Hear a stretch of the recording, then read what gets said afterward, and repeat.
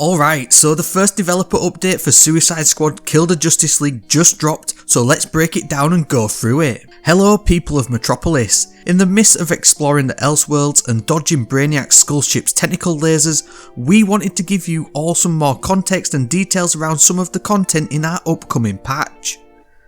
After launch, we noticed that some of our more dedicated players started reaching mastery levels beyond our wildest expectations. When we looked into this, we noticed that there seemed to be something amiss with the burn status effect. So I guess if you didn't know, then people have been abusing the Diablo fire builds and basically getting to insane mastery levels. Now, to be honest, it doesn't really make too much of a difference because I think past mastery level 50, you don't get any more rewards, but it's all about that leaderboard and people want to be on the top of the leaderboard in the world, so it's something obviously that they're looking at fixing. This effect was supposed to scale in a certain way across the mastery levels so it can remain as a viable way to deal consistent damage. When we looked deeper into the issue based on the loadouts used, we found that there was a major unintended bug that made burn not scale correctly. As mastery levels increased, Burn's damage also increased, which basically meant that if you used a burn build, every mastery level had the same difficulty. This left us with somewhat of a conundrum. Our most dedicated players had now reached a mastery level far beyond what the game was balanced for at launch due to this bug, and we weren't getting the challenge or variety we wanted our endgame to provide. We had to ask ourselves what we can do to fix this, and more importantly, should we fix it at all? Our endgame philosophy around mastery is pretty straightforward and rests on the three core pillars of our game: traversal, combat and build construction, and the mastery of these pillars. We want you all to be rewarded when you master your character's traversal, master the combat mechanics and master the exploration and construction of different builds in the game. That's why we call it mastery. We want you to surprise us with the powerful builds you find and construct. We want you to continuously find a new meta and then break it by finding a better one. While there is no doubt that the burn build is really powerful and a fun build, it should be, but we didn't intend for it to be the only viable endgame build for launch and beyond.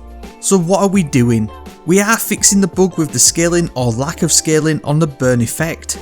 Burn should still remain viable in higher mastery levels and will correctly scale with damage taken effects on enemies as originally intended, but burn will no longer scale infinitely. What about the leaderboards? Since the change will be pretty fundamental to the leaderboards and your continued progression on them, we are committed to creating a new leaderboard for you all so you can continue to explore the different builds in the game. All the entries on the current leaderboard will exist in perpetuity and will be a permanent record of all your achievements. We want to applaud you all for both your dedication on getting this high in the mastery levels and also breaking the game. Kudos. This new leaderboard for Finite Crisis will become the active one for all players, and in the leaderboard menu you will be able to swap back to watch your previous entries glorified for all to see. What about mastery levels and enemy health? One of the other fixes we are doing is a direct result of feedback we've received from you all. We've seen some comments suggesting that enemy health at later mastery levels was too high, which makes the climb too steep past mastery level 50. We hear your concerns loud and clear, and we agree mastery levels 50 and beyond is increasing enemy health too much, too quickly. For that reason, we're adjusting our approach to mastery level balancing. Enemy health will now increase in a much less aggressive way, with the intent that more builds will crop up as viable options. That brings us to the next piece of adjustments: the Heatwave's Molten Skin and the Turtle's Shell.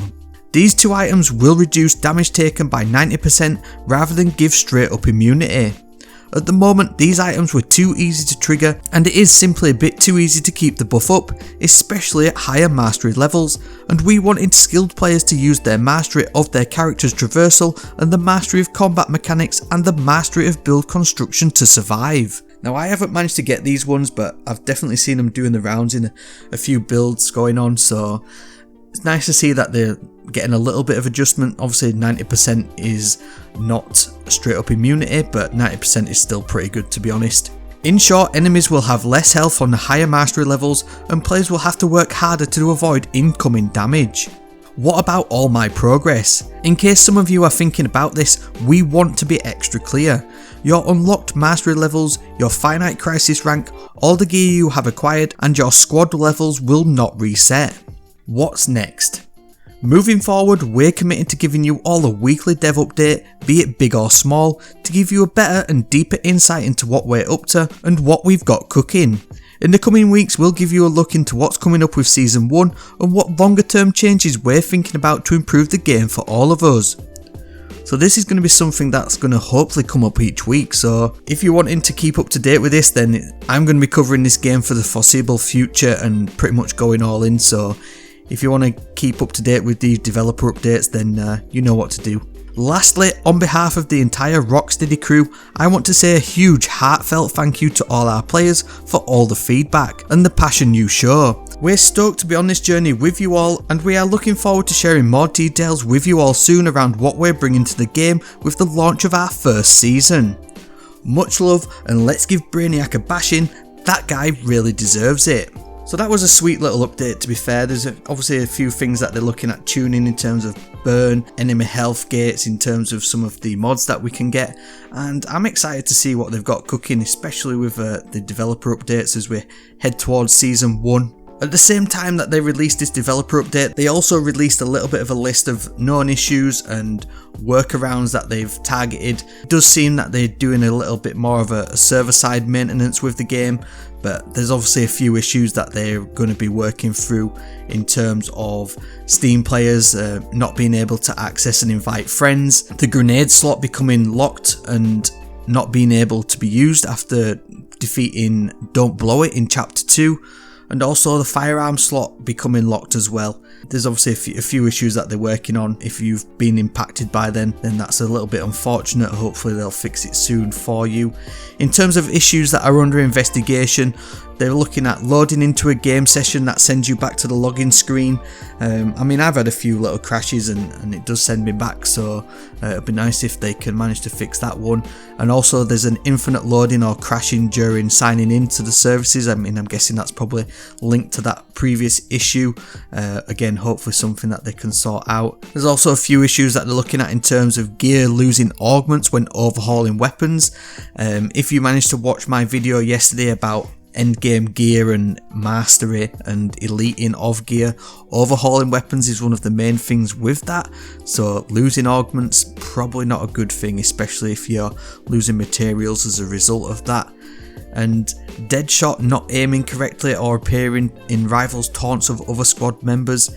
Yeah, I think this is probably one of my issues with Deadshot, to be fair. It seems like his traversal skills and stuff just seem to whiff everything, so maybe if they get that fixed, then maybe I'll use him a little bit more. As they go, they've got resolved issues awaiting release. Players blocked from increasing their finite crisis rank or unlocking mastery levels after playing with a friend that has already progressed beyond mastery level 30. This can be avoided by playing through the introduction to endgame and completing the Mayhem mission before playing with friends at higher mastery levels. Again, not ideal, but obviously something that they're looking at sorting. Twitch drops not being granted to players. Obviously, yeah, there's some cool skins going on there with the Twitch drops, so hopefully they can get them dished out soon. Ivy is sometimes missing / invisible in cinematics. Players sometimes being unable to pay to play incursion missions when playing with friends. Again, not ideal, seeing as so that's the end game. Shield harvesting contracts not being tracked. Voice chat not working when matching in open to public. Game crashes during shader optimization, and various achievements not unlocking on certain platforms. So yep, there you go, that's it. That's the first developer update in the bag and a few of the issues that they're working on and looking to release updates for soon. Let me know if you've had any other issues, what you think about the ongoing updates in the game, and like I say, if you want to keep up to date with anything Suicide Squad related, please subscribe, like the video, and thank you very much.